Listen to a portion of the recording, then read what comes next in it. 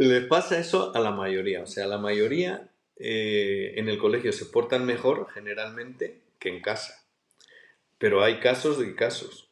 Luego hay otros que en el colegio son bombas de relojería que cuando vienen los padres a hablarte, te hablan de un niño que no es el que va al colegio. Aunque mi madre siempre me dijo, pero ¿para qué te vas a presentar? Que va a ser para disgustos.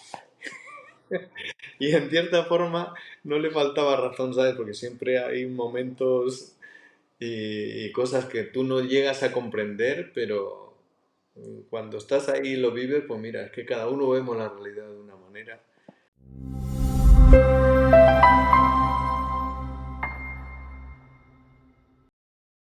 Bienvenidos, nuevo episodio de nuestro podcast. Antes de conocer a nuestro invitado, quiero pedirte por favor que te suscribas, que es muy importante para nosotros y además no te cuesta absolutamente nada. Y si te gusta el contenido, le das al like y también activas la campanita para seguir recibiendo las notificaciones de los próximos vídeos. El invitado de hoy es de León, que vive desde hace muchos años aquí en Tenerife y vamos a tener el gusto de conocer su trayectoria profesional y también alguna que otra anécdota que sin duda alguna os va a llamar la atención. Alejandro de Bernardo Rodríguez, ¿qué tal? Buenos días. Buenos días, Javier. Nada, agradecido de que me hayas invitado a grabar este podcast y bueno, aquí estoy para contestarte las preguntas y lo que puedas considerar interesante que yo pueda dar. Ujú, muy bien. De León, ¿y cómo acabas aquí en Tenerife? ¿Cómo es Y esa bueno, historia? soy de un pueblo pequeñito de León, no soy de León capital, sino un pueblo pequeñito de León, de Valdespino Vaca, en la zona sur de la provincia de León. Y en el año 85 ya me presenté a las oposiciones de magisterio aquí y suspendí en el último examen.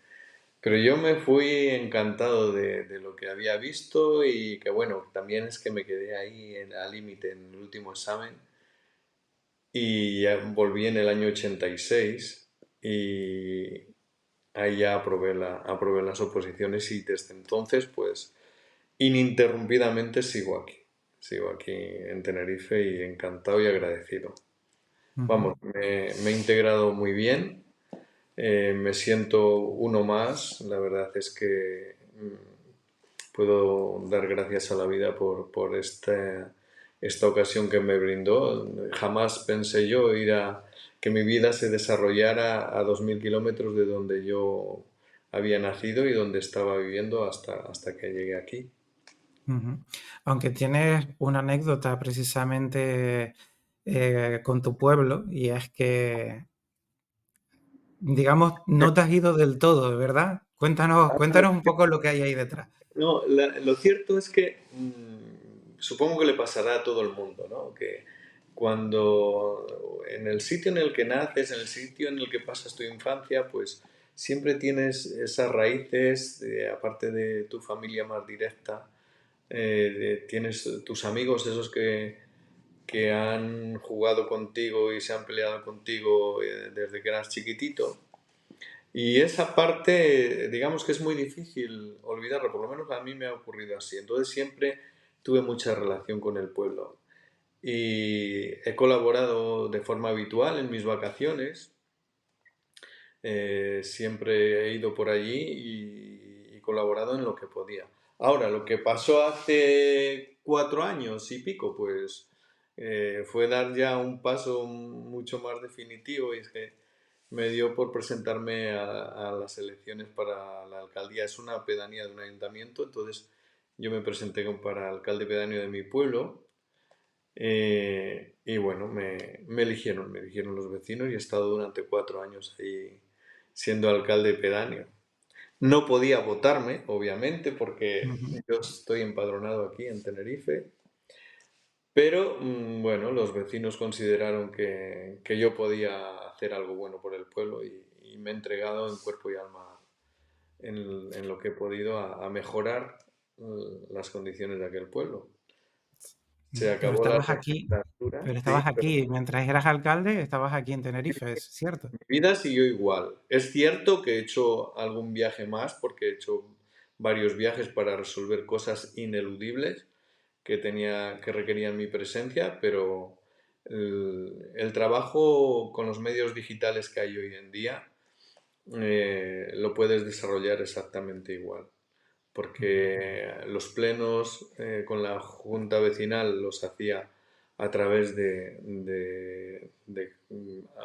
videollamada y bueno, se levantaba acta exactamente y se tomaban decisiones exactamente igual que si hubiéramos estado presentes allí.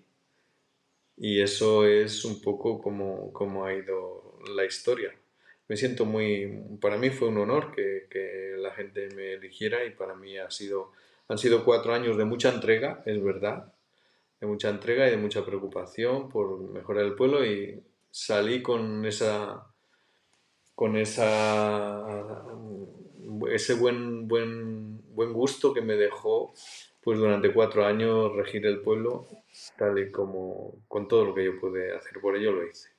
Ujú. Hecho Es un- de Sí, es una experiencia curiosa porque normalmente, bueno, pues lo normal suele ser que el alcalde de un pueblo pues esté residiendo en su pueblo, ¿no? No tan lejos, pero efectivamente si no fuera por la tecnología pues no hubiera sido posible. Pero bueno, es una anécdota curiosa porque no se suele dar esa casuística, imagino que no. No, no, no, no, y además, yo qué sé, nosotros allí obviamente no cobramos, no cobras nada, o sea, no cobras nada. A mí la alcaldía me suponía un gasto Trabajo. de dinero importante Mm, aparte del trabajo. O sea, ujú. yo obviamente como cualquiera que hubiera querido realizar lo que me hice yo voluntariamente, pues obviamente te cuesta tu tiempo y tu dinero. Pero lo haces a gusto, lo haces con gusto y de verdad. Aunque mi madre siempre me dijo, pero ¿para qué te vas a presentar? Que va a ser para disgustos.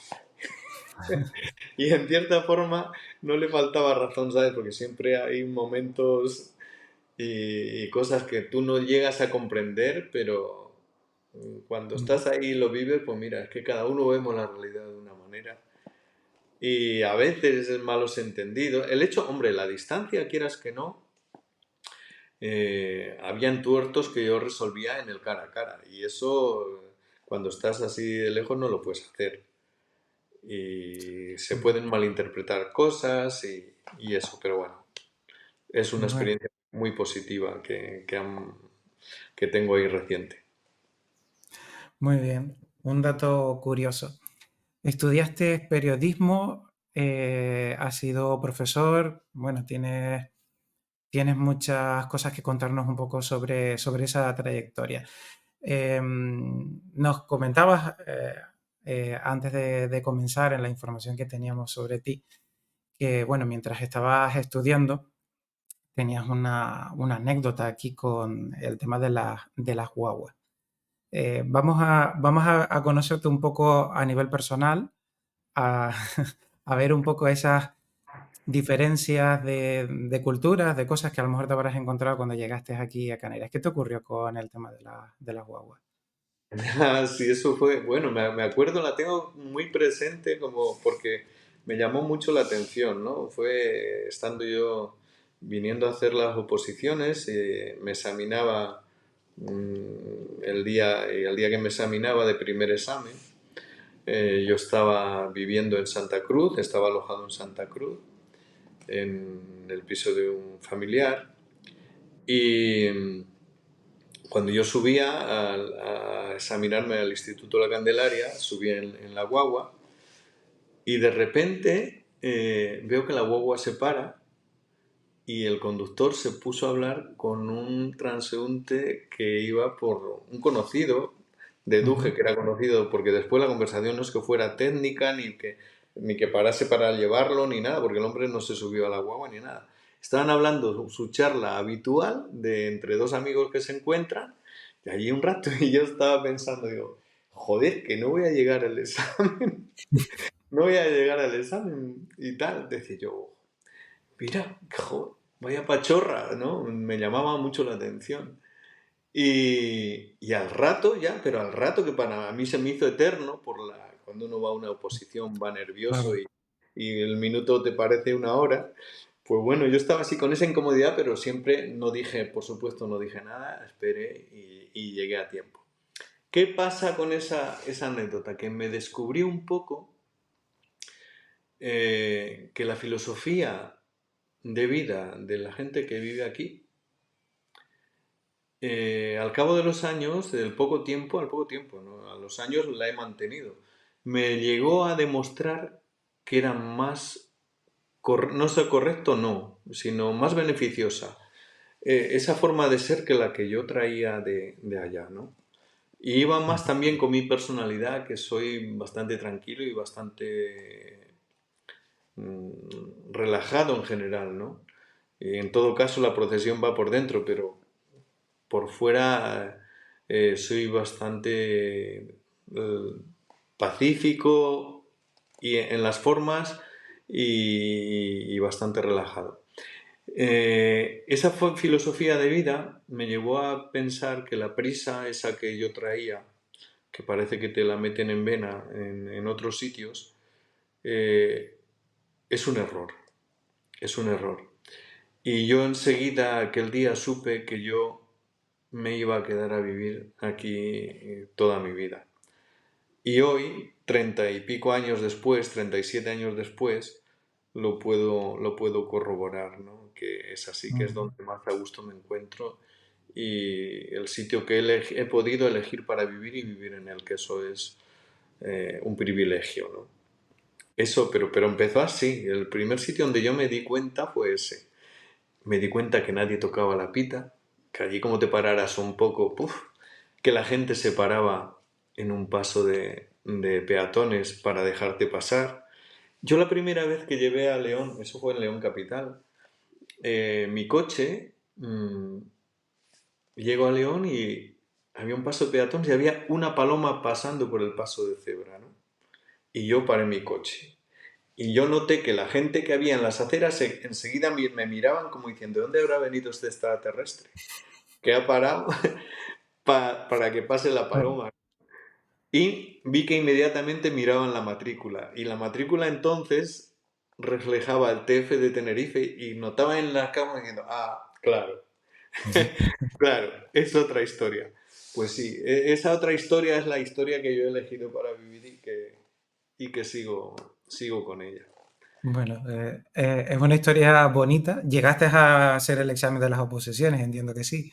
Sí, sí, sí, llegué al examen y esta vez aprobé la oposición y ha sido mi principal sustento de vida y, y bueno, pues muy agradecido a la isla y muy agradecido a la gente que vive en la isla porque realmente los lugares quien lo hace bonito y feo, aparte de lo que pueda ser orográficamente, pues es la gente. Y yo me Mm. encuentro muy bien con la gente, tengo grandes amigos aquí, grandes amigas y me siento muy bien. Mis hijos, tengo un hijo y una hija jovencitos de 19 y 20 años y son canarios y ahora mismo coincide que están fuera los dos y me hizo mucha gracia el otro día mi hijo porque me llama y me dice, papá, dice, ¿sabes lo que me ha pasado? Digo, ¿qué? Dice, que es que me mandó un mensaje a Aitor, que es su amigo del alma, y dice, y lo he escuchado 3 veces. Digo, ¿cómo que lo has escuchado 3 veces? Dice, sí, dice, porque quería escuchar el tono de allí, porque tú no hablas como hablo yo. Y entonces quería escuchar a su amigo, o sea, le daba esa morriña, ¿no? Entonces, bueno, me, Sí. me hizo gracia, ¿no? Me hizo gracia cómo engancha esto. Sí, hombre, quizás cuando estás fuera de tu tierra, pues cualquier vínculo que puedas tener con tus orígenes, como que lo echas de menos. Pero bueno, es A curioso, mí me pero fíjate que, Perdona, a mí me pasa sí, aquí y me pasa allí. O sea, cuando voy claro, ahí, les hablo las maravillas que yo encuentro aquí. Y cuando vengo aquí, a mis amigos de aquí, les hablo de lo que bueno que tengo allí, que mi pueblo es un mm, pueblo que realmente no tiene nada. No tiene nada. Es que es de la parte más fea, digamos, de la provincia de León, de la parte llana. no es Mm. de la zona montañosa, que hay unas casas preciosas de piedra, de muchos ríos y demás. Allí pasa un riachuelo, pero yo qué sé, lo he vivido y vas allí y te encuentras bien. Y la gente que va allí se encuentra muy bien. Y eso es por la gente, no por las características Sí, físicas que encuentras allí. sí, yo estoy de acuerdo. Yo creo que realmente la gente que tienes a tu alrededor es lo que te hace estar atado a un lugar o a lugares en tu caso, ¿no? Y Sí, sí. entonces es una parte importante. Al fin y al cabo, las personas con las que nos rodeamos es quizás lo más importante que tenemos. Fíjate, Javier, que yo salí del pueblo con 10 años, ¿eh? Yo a los 10 años ya me fui a estudiar a un colegio interno de los maristas y es que era la única forma que tenías de poder estudiar. En el pueblo estaba la escuela tradicional hasta los 14 años y luego ya tenías que salir. Pero yo a los 10 años ya me reclutaron, como quien dice, y ya me fui a estudiar fuera. Aquello para mí fue un trauma porque cuando yo con 10 años te sacan fuera y te vas a un colegio donde no vuelves sino en Navidad, Semana Santa y verano, yo me acuerdo que el primer mes lo pasé entero llorando. Acordándome las noches, por las noches lloraba todas las noches. Y yo escribía cartas a mis padres, las metía en el buzón que estaba, casualmente era la puerta del despacho del director, tenía un buzón y me metía allí las cartas que escribía a mi madre y a mi padre diciéndoles que me fueran a buscar, qué tal. Y esas cartas nunca llegaron. Nunca. Después, fíjate, después lo agradezco, ¿no? Lo he agradecido porque yo sé que parte de mi personalidad que es fuerte, se empezó a forjar y se forjó en gran parte en esos 5 años que estuve interno, donde tuve que enfrentarme pues solo, entre comillas, al día a día y bueno, pues te hace muy Mm. resolutivo y te, te genera, yo creo que contribuye mucho a que tu autoestima pues, vaya fortaleciéndose. Hablando de esa etapa de estar en el colegio siendo niño, te gustaba el periodismo y ahí empezaste a hacer un poco tus primeros pinitos con el Sí, periodismo. Cuéntanos un poco. toda la vida, la verdad es que toda mi vida el periodismo fue como una ilusión, ¿no? Pero yo sabía que por mi familia era muy humilde y no había medios para poder ir a estudiar. En aquel entonces tenía que ir a Madrid o alguna otra universidad, pero todas que me quedaban lejos y mis padres no podían pagar. Entonces lo que hice fue estudié magisterio y bueno, la universidad he pasado muchos años ahí. Luego empecé historia del arte, después fue como todo seguido, hice pedagogía y acabé en periodismo porque era mi auténtica vocación. Y terminé periodismo en el año 97 aquí en la Universidad de La Laguna.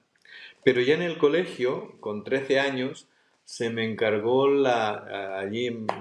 yo le propuse al director que si podíamos hacer una especie de periódico, de revista, que salía mensualmente y el director del cole me dio el visto bueno y bueno, me puso a su vez como para gestionar ese proyecto que estuvo pues, durante los 3 años que estuve yo allí. Y un poco ahí ese fue el germen de que luego hiciera periodismo.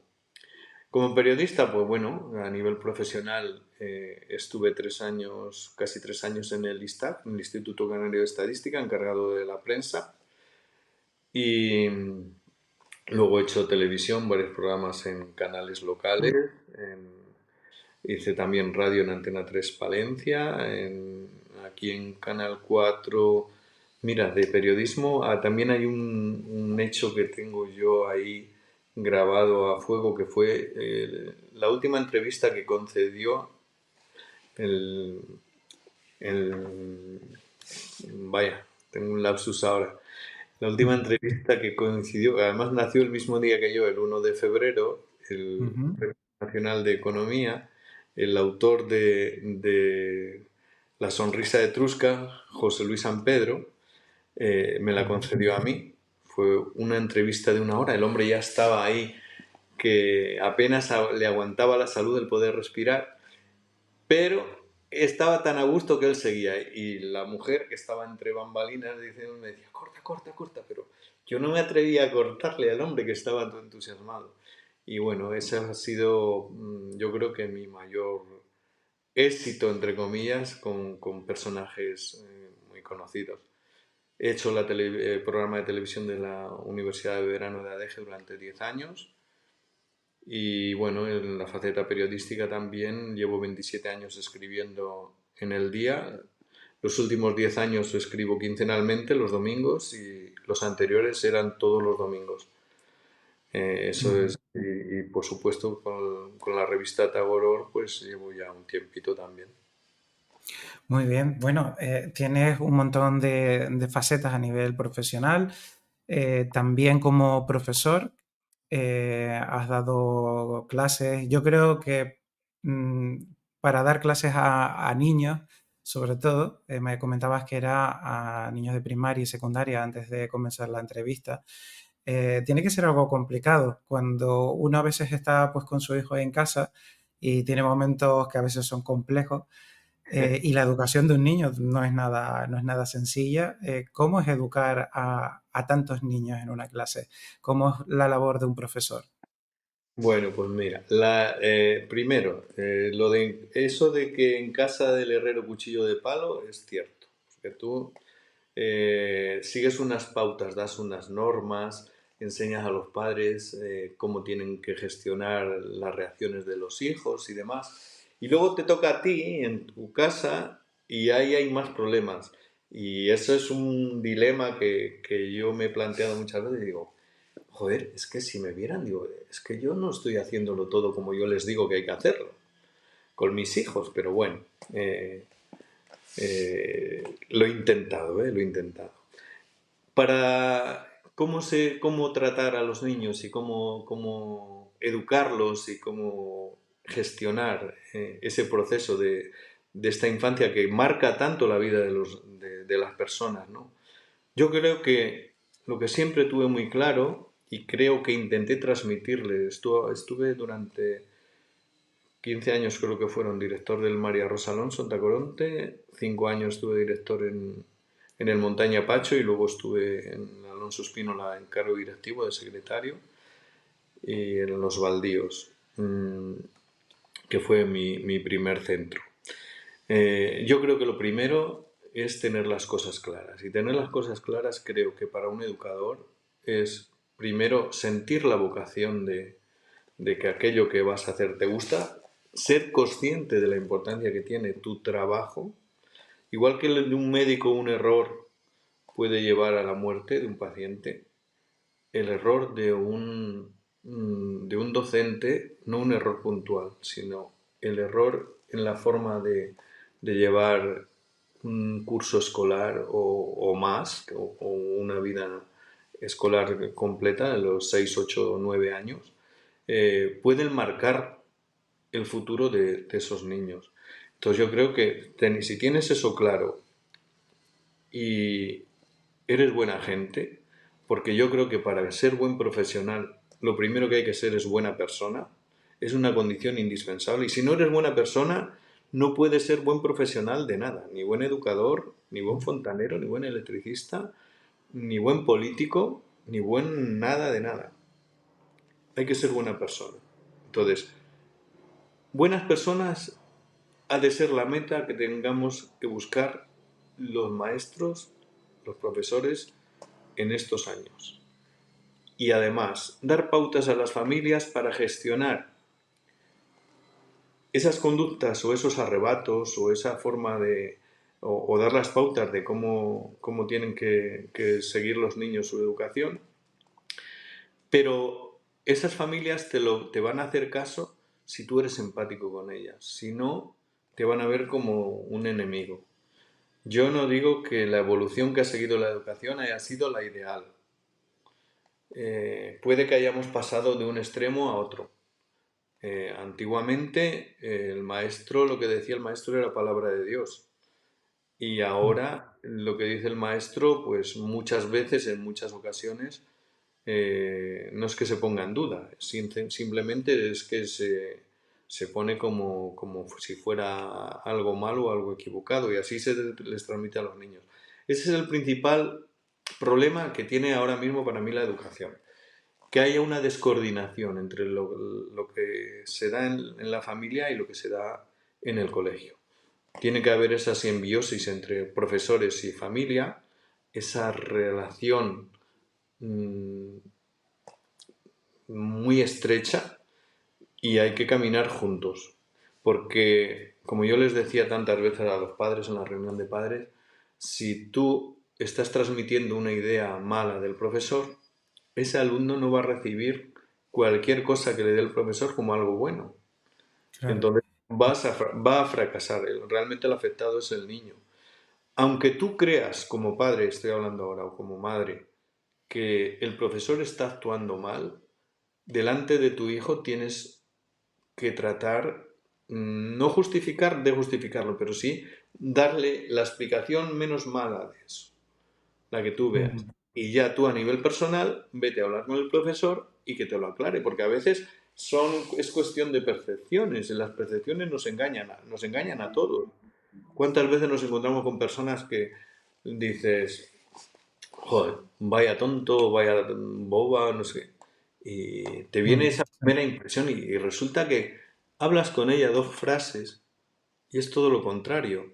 Y ha cambiado ya tu percepción. Pues a los padres les pasa igual con los profesores. Les podemos dar una imagen de que no les gusta y cuando ven, te conocen un poco y de cerca, pues cambian radicalmente. Y sobre todo, es que estamos luchando por lo mismo. El profesor quiere que tu hijo llegue al máximo de su potencial. Y tú como madre y como padre quieres que tu hijo llegue al máximo de su potencial. Pues si los dos perseguimos el mismo fin, tenemos que caminar juntos. Y eso es lo que no se entiende. Y eso es lo que hay que hacer entender a la gente y a la sociedad en general. Y valorar la figura del maestro. Porque del mm, maestro, digo, del maestro y de la maestra. Que están entregando su vida y es una tarea complicada. Cuando tenemos nuestro hijo en casa y nos resulta complicado educarlo, pues imagínate tener 25 o 30 en la clase si no va a serlo. Aunque cierto es que el comportamiento general de los críos en casa no es el mismo que tienen en el colegio, sino es apaga y vámonos. mm. Pero Sí, eso te bueno, iba a preguntar si los niños son muy diferentes en casa y en el cole, porque la actitud es diferente. Es como si el nivel de confianza que tiene dentro de sus cuatro paredes en casa es completamente diferente cuando está afuera. Y eso lo noto yo, por ejemplo, que yo soy padre de un niño de 5 años y que está todavía descubriendo el mundo. Noto, por ejemplo, las diferencias de comportamiento cuando está en casa que cuando está en el colegio o incluso se queda con alguien que no somos los padres, ¿no? Y es muy curioso porque normalmente cuando está fuera se porta muy bien, pero luego en casa es un terremoto. les pasa eso a la mayoría. O sea, la mayoría en el colegio se portan mejor generalmente que en casa. Pero hay casos de casos. Luego hay otros que en el colegio son bombas de relojería que cuando vienen los padres a hablarte, te hablan de un niño que no es el que va al colegio. Porque yo les he escuchado y decir, y yo cuando han terminado de hablar digo, yo ese niño o esa niña de la que usted me está hablando no la conozco, no ha venido al colegio. Su hijo, pero tanto por un lado como por el otro, tanto que son mucho más buenos de lo que ellos dicen o mucho más inquietos y que Sí, lo que ellos me muestran en casa. Entonces digo, bueno, está claro que según las circunstancias y el nivel de confianza o de permisividad, que esa es otra historia, la también. permisividad hace que el comportamiento de los críos sea diferente en casa y en el colegio. Y luego hay otros que son igual en los dos sitios, pero vamos, que se dan las dos cosas, por supuesto, y de pequeñitos pues todavía más. Los niños luego entran otros factores porque si seguimos la psicología evolutiva, pues los niños con las edades van cambiando, si hay cosas que les generan pues sensaciones de ridículo, de vergüenza, y empiezan a reaccionar de una forma inesperada hasta ese momento, ¿no? Ujú. Pero bueno, para eso están los profesores, para explicarles a los padres que no sepan esas circunstancias y ver cómo enfrentarlas. La educación, generalmente, la mayor parte de lo que es educar hay que hacerlo en la familia. Y las instrucciones, la enseñanza en el colegio. Pero si caminamos juntos y damos las dos cosas en los dos lados, muchísimo mejor. Eso es lo que tenemos que hacer. Y siempre confianza, confianza. Hombre, si siempre también es posible que ovejas negras hay en todos los Sí, sitios, claro.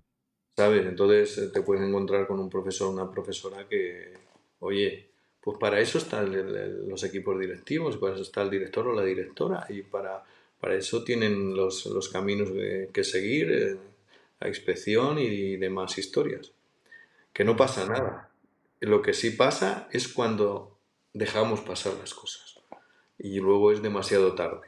Pero lo primero, yo siempre lo digo, cuando venían a hablar conmigo de algún profesor o profesora, yo lo primero que decía, ¿lo has hablado con el profesor?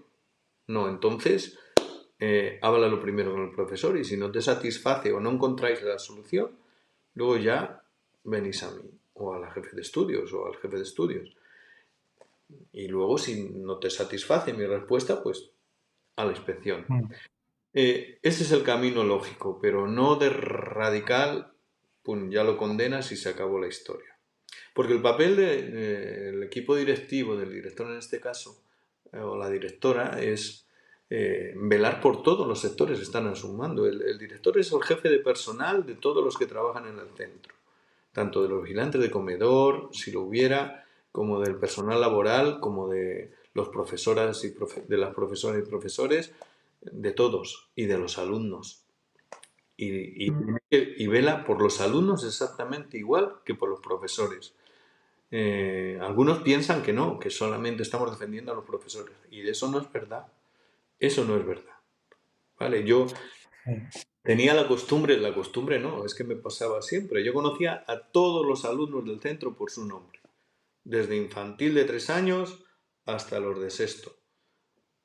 Como director podía no dar clase, pero siempre elegía no perderse contacto directo con la clase. Entonces daba a los grupos del último año. Y para mí era muy reconfortante. Pero yo conocía a todos los niños del centro por su nombre. Y llegábamos a las evaluaciones, y aunque yo solo daba una asignatura, y no tenía esos alumnos, cuando yo estaba en todas las evaluaciones. Y yo aportaba datos e información del conocimiento que tenía, pues de la situación familiar de prácticamente todos. Porque tienes que implicarte. Yo creo que por eso hablo de la educación como una profesión vocacional, sobre todo vocacional, que te lleva a esmerarte hasta ese punto. A mí no me costaba nada llegar al colegio, me costaba más salir. Sí. Claro, Eh, si es una vocación, es algo completamente natural.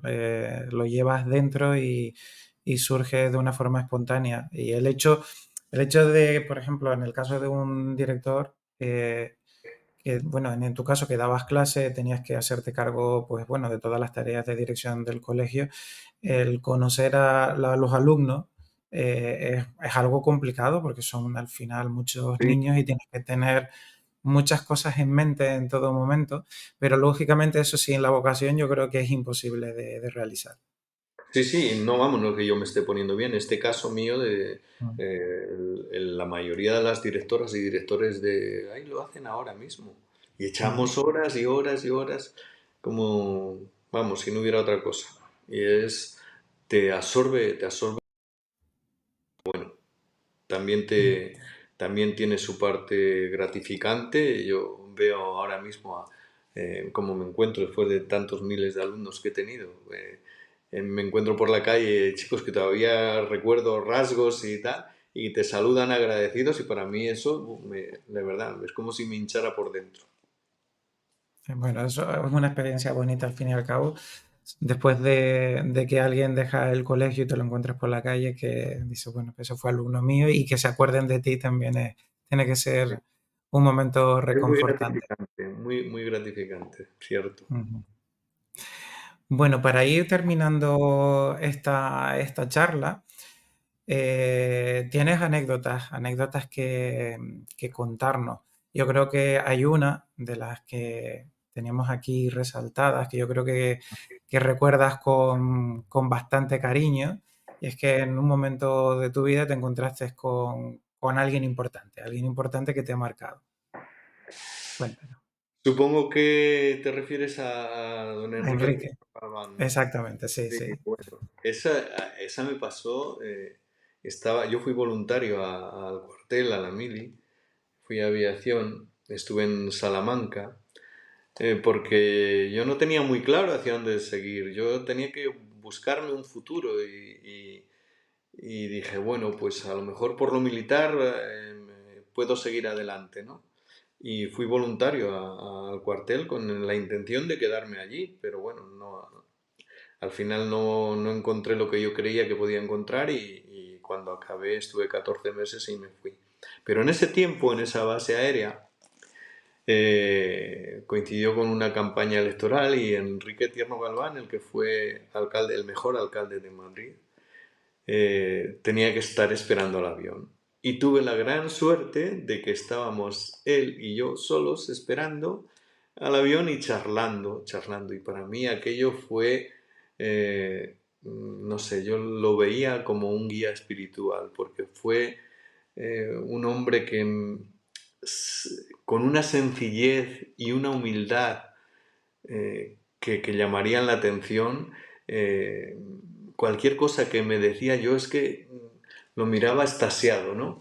Y le preguntaba, le repreguntaba, me contestaba, me daba pautas, cómo veía en la vida, cómo gestionar las emociones, no sé, me quedó grabado ahí y hoy todavía, cada vez que veo algún vídeo por ahí, de los pocos que hay de don Enrique Tierno Galván, me pongo a verlo como si fuera el primero.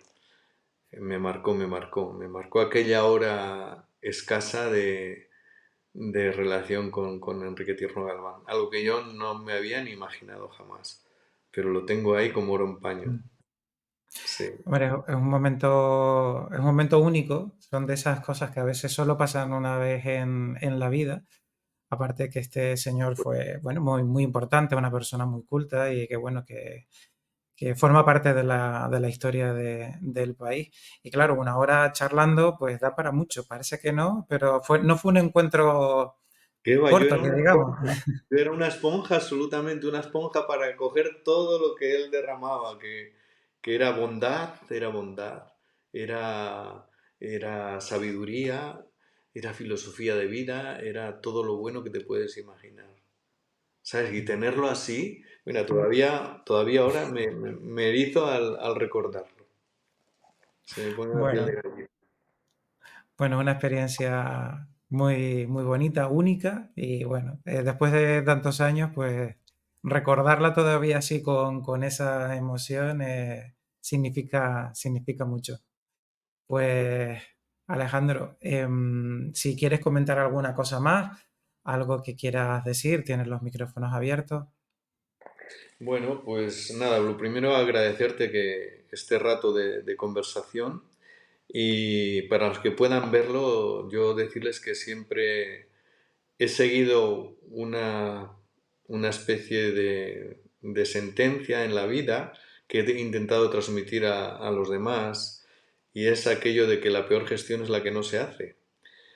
Eh, y Mm, es verdad. O sea, sí, tú puedes ver mil obstáculos, pero si no das tu paso, eh, no vas a conseguir nada. La lotería no te toca si tú no compras el décimo. Entonces, lo que dependa de ti, hazlo. Decía, creo que era Luther King, que en los males del siglo XX se debía era más responsabilidad de la gente que había visto pasar los acontecimientos quedándose quieta que de los que habían propiciado los malos actos. Pues esto no es lo mismo, sino que va un poco más allá. Y es que tú cuando quieras algo, la parte que dependa de ti, hazla, consíguela. Y la otra cosa que quiero decir es que la parte humana, los sentimientos, la aceptación del otro, de las otras personas, han sido prioridades en mi vida. Y todavía creo en una sociedad de buenas personas y una sociedad mejor, y para eso lucho en el día a día. Y espero que esos alumnos que han pasado que han tenido relación conmigo en algún otro momento, pues hayan conseguido ser mejores personas, que realmente era mi objetivo y sigue siendo. Yo creo que con este mensaje terminamos porque son, yo creo que unas palabras bastante profundas y yo creo que muy acertadas. Y bueno, te deseamos lo mejor. Encantado de tenerte aquí. Creo que hemos aprendido bastantes cosas hoy contigo. Y bueno, a seguir adelante. Y bueno, tenemos aquí a Alejandro que viene de León, pero lo tenemos adoptado en la isla. Sí, sí, ya tengo la nacionalidad. Muchas gracias, Javier. Muchas gracias. Gracias a ti. Venga, un saludo y muchas gracias por estar con nosotros. Y a todos vosotros también, gracias por vernos y no os olvidéis de suscribiros y de darle al like si este contenido os gusta. Muchísimas gracias y hasta el próximo capítulo.